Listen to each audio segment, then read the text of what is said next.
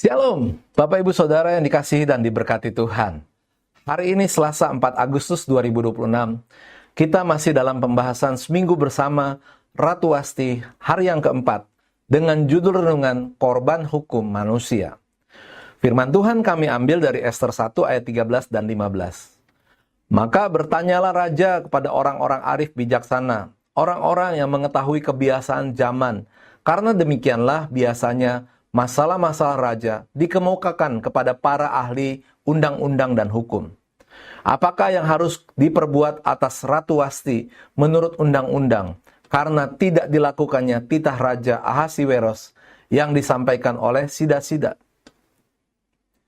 Ratu Wasti tidak hanya berhadapan dengan manusia, yakni Raja Ahasiweros dan orang-orang dekatnya, tetapi juga dengan hukum. Hukum yang sudah berlaku. Perhatikan yang dikatakan dalam Ester 1 ayat 13. Maka bertanyalah raja kepada orang-orang arif bijaksana, orang-orang yang mengetahui kebiasaan zaman, karena demikianlah biasanya masalah-masalah raja dikemukakan kepada para ahli undang-undang dan hukum. Ayat ini tidak hanya menjelaskan ada para ahlinya, tetapi sekaligus menjelaskan bahwa memang sudah ada undang-undang dan hukum. Apalagi ditambah dengan pertanyaan Raja Ahasiweros. Apakah yang harus diperbuat atas Ratu Wasti yang menurut undang-undang karena tidak dilakukannya titah Raja Ahasiweros yang disampaikan oleh Sida-Sida? Maka jelas bahwa tindakan Ratu Wasti berhadapan dengan hukum yang berlaku. Ratu Wasti pun dikorbankan demi hukum. Walaupun secara moral seharusnya dia yang menang. Hukum yang dibuat kemudian ini adalah hukum eksekusi terhadap Ratu Wasti. Hal ini merupakan usulan dari Memukan, salah satu ahli undang-undang dan hukum yang dekat dengan Raja Ahasiweros. Perhatikan usulan tersebut di ayat 19.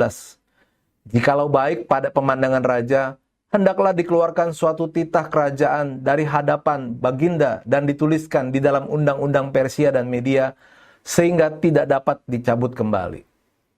Bahwa Wasti dilarang menghadap Raja Ahasiweros dan bahwa raja akan mengaruniakan kedudukannya sebagai ratu kepada yang lain yang lebih baik daripadanya. Hukum yang dibuat kemudian ini kekuatannya sama dengan hukum yang sudah ada, karena dituliskan di dalam undang-undang Persia dan Media. Dituliskan di dalam undang-undang Persia dan Media merupakan ungkapan historis yang merujuk pada keputusan atau hukum yang mutlak, permanen, dan tidak dapat dibatalkan atau diubah. Itulah sebabnya Ratu Wasti pun tidak bisa melawan dan akhirnya dia terbuang dari hadapan raja.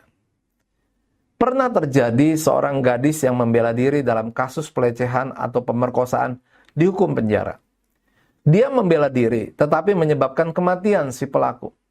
Hukum menyatakan bahwa dia bersalah sehingga dia harus dihukum. Di luar negeri juga pernah terjadi kasus yang sama. Nasib Sintola Brown benar-benar tragis. Dia dijatuhi hukuman penjara seumur hidup karena membela diri ketika menjadi korban kekerasan seksual. Dari kisah ini kita bisa mendapatkan dua pelajaran penting. Pertama, kita harus bertindak dengan hikmat. Jangan sampai tindakan kita berurusan dengan hukum, karena itu akan menyusahkan kita, bahkan membuat kita menderita karena mendapat hukuman. Kedua, andai kita mengalaminya, sabarlah untuk menjalaninya dan tetap berserah kepada Tuhan sampai Tuhan menolong dan mengangkat kita kembali. Kata-kata bijak, apapun alasannya, kalau hukum menyatakan bersalah, kita tetap mendapat hukuman, maka bertindaklah dengan hikmat. Bapak Ibu, mari kita tutup renungan hari ini dengan berdoa. Tuhan, beriku hikmat dalam bertindak sehingga aku tidak terjerat hukum yang akan menyusahkan diriku sendiri. Dalam nama Tuhan Yesus kami berdoa dan mengucap syukur. Amin.